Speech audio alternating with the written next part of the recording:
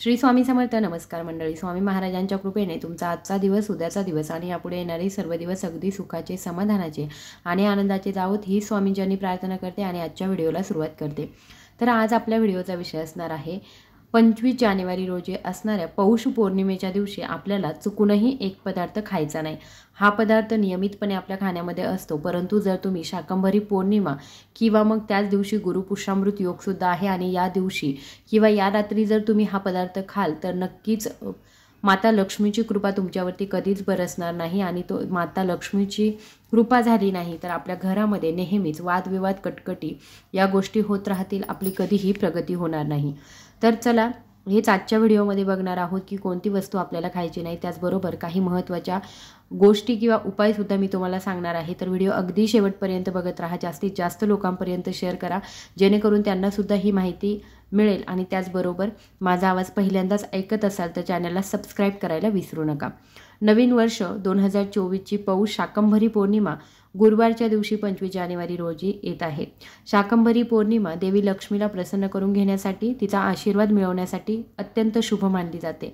कारण पौर्णिमेच्या रात्री आणि शुक्रवारी संपत्ती वाढीसाठी देवी लक्ष्मीची पूजा केली जाते.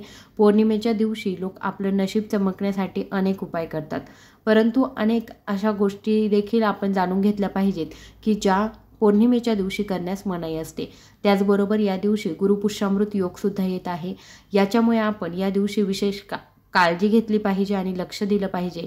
काही निषिद्ध गोष्टी जर आपण केल्या तर देवी लक्ष्मीचा कोप होतो आणि त्यामुळे आपले नशीबही आपली साथ देत नाही.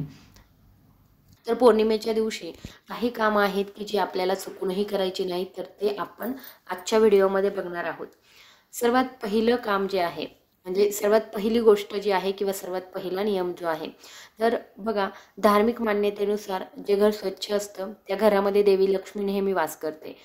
परंतु सूर्यास्तानंतर जिथे साफसफाई केली जाते तिथे माता लक्ष्मी कधीच टिकत नाही. किंवा संध्याकाळी किंवा मग रात्रीच्या वेळी झाडू मारल्यानं सुद्धा माता लक्ष्मीचा कोप होऊ शकतो. झाडूला लक्ष्मीचं प्रतीक मानलं जातं. तर याच्यामुळे आपल्याला एक गोष्ट लक्षात ठेवायची आहे, कितीही पौर्णिमा असू देत किंवा मग कोणताही महत्त्वाचं काम असू दे, परंतु आपल्याला आपलं घर स्वच्छ ठेवायचं आहे. परंतु ते संध्याकाळी किंवा मग रात्रीच्या वेळी स्वच्छ करत बसायचं नाही. कारण जिथे स्वच्छता असते तिथे माता लक्ष्मी असते. परंतु जेव्हा तुम्ही संध्याकाळच्या वेळी माता लक्ष्मीची येण्याची वेळ असते 6, 6:30, 7, 7:30, तर ही जी वेळ असते या वेळेला जर तुम्ही झाडू हातामध्ये घेत असाल तर मग नक्कीच माता लक्ष्मीचा कोप होणार आहे आणि आपल्या घरावरती माता लक्ष्मीची कृपा कधीच बरसणार नाही. आपल्याला पहिल्या काळापासूनच सांगितलं जातं की संध्याकाळ झाली, सूर्यास्ताच्या अगोदर काय करायचं ते करा, परंतु ज्यावेळी सूर्यास्त होत असतो किंवा सूर्यास्तानंतर आपल्याला झाडूला हात लावायचा नाही किंवा झाडू मारायचा सुद्धा नसतो. तर याकडे आपल्याला विशेष लक्ष द्यायचं आहे. आणि पौर्णिमेच्या दिवशी आवर्जून लक्षात ठेवा, पौर्णिमेच्या दिवशी आपण सत्यनारायण पूजा आपल्या घरामध्ये करत असतो. कितीही काही पूजा चालू असेल, काहीही असू द्या, परंतु आपल्या घरामध्ये खराब झालं, कचरा झाला, मग तो लगेचच झाडू घेऊनच बाहेर काढायचा असं नसतं. स्वच्छता महत्त्वाची आहे, परंतु त्यालासुद्धा काही नियम असतात की पूजा केल्यानंतर सुद्धा आपण पूजा केल्यानंतर सर्व जे काही पडलेला असतो कचरा वगैरे किंवा मग थोडीशी फुलं पडलेले असतात, तर या गोष्टी लगेचच आपण अशा उचलून किंवा मग झाडून टाकायच्या नाही. तर उचलून एखाद्या बॅगमध्ये तुम्ही भरून ठेवू शकता. नंतर दुसऱ्या दिवशी ह्या घरातून बाहेर काढल्या तरीही हरकत नाही. त्याचबरोबर दुसरा नियम आहे तो म्हणजे पौर्णिमेच्या दिवशी आपल्याला चुकूनही मांस, मद्य, लसूण, कांदा असं जे तामसिक पदार्थ आहेत, तामसिक अन्न आहे, यांचं सेवन करायचं नाही. याच्यामुळे सुद्धा माता लक्ष्मी आपल्यावरती नाराज होऊ शकते आणि आपल्या घरातून निघून जाऊ शकते. तर लक्षात ठेवा, या दिवशी आपण साधं आणि सात्विक जेवण बनवण्याचा प्रयत्न करा. पौर्णिमेचा दिवस आहे. पौर्णिमेचा जो दिवस असतो त्या दिवशी माता लक्ष्मी संध्याकाळच्या वेळी प्रत्येकाच्या घरामध्ये येऊन जात असते. तर याच्यामुळे मांस बनवू नका घरामध्ये, किंवा मग मद्य किंवा कांदा लसूण टाकून जे भोजन बनवतो तर तसं भोजन बनवायचं नाही आहे. आपल्याला अगदी साधं असं जेवण या दिवशी बनवायचं आहे आणि सर्वांनी ते ग्रहण करायचं आहे. त्याचबरोबर पौर्णिमेच्या दिवशी माता लक्ष्मीला खीर अत्यंत प्रिय असते. तर त्याच्यामुळे आपण माता लक्ष्मीला पौर्णिमेच्या दिवशी खिरीचा नैवेद्य दाखवायचा आहे. जे लोक या दिवशी घरामध्ये सत्यनारायण पूजा करतात तर त्यांच्या घरामध्ये शिऱ्याचा प्रसादसुद्धा बनतो, परंतु माता लक्ष्मीला खीरसुद्धा अत्यंत प्रिय असते. मग तुम्ही शिरा किंवा मग खीर आपल्या घरामध्ये या दिवशी नक्की बनवू शकता. त्याचबरोबर पौर्णिमेच्या रात्री आपण जेव्हा पूजा करतो तेव्हा चुकूनही माता लक्ष्मीला आपल्याला तुळशीची पानं अर्पण करायची नाही. तुळशीची पानं ही भगवान विष्णूंना प्रिय आहेत, परंतु देवी लक्ष्मीला ती आवडत नाही असं म्हटलं जातं.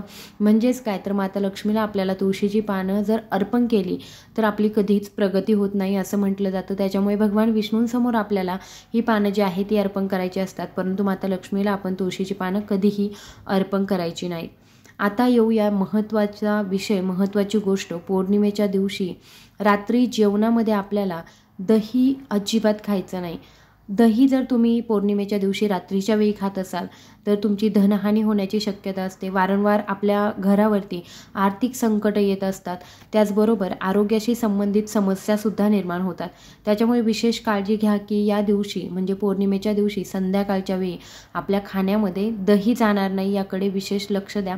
बऱ्याच जणांना सवय असते संध्याकाळी जेवण झाल्यानंतर ताक पिण्याची किंवा मग एक वाटीभर दही खाण्याची, परंतु हे दही जे आहे ते तुम्ही बाकीच्या दिवसांमध्ये, तसंही रात्रीच्या वेळी दह्याचे नियम बघितले तर रात्रीच्या वेळी दही खाण्यास मनाईच केली जाते.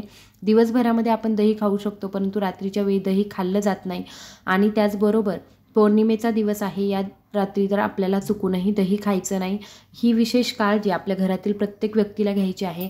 दह्याबद्दल अजून बरेचसे नियम आहेत की संध्याकाळच्या वेळी जर तुम्ही किंवा घरातली स्त्री दही जर एखाद्या दुसऱ्या स्त्रीला देत असेल तर आपली तेव्हासुद्धा धनहानी होते आणि आपल्याला आर्थिक प्रगती जी आहे ती आपली होत नाही, आर्थिक प्रगती आपल्याला साधता येत नाही.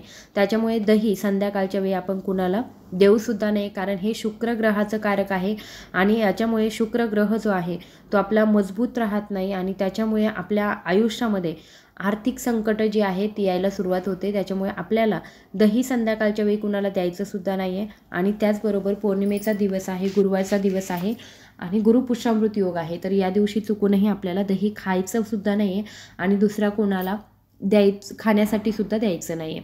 त्याचबरोबर जर तुम्ही खात असाल तर आरोग्याशी संबंधित अनेक समस्यासुद्धा निर्माण होतात.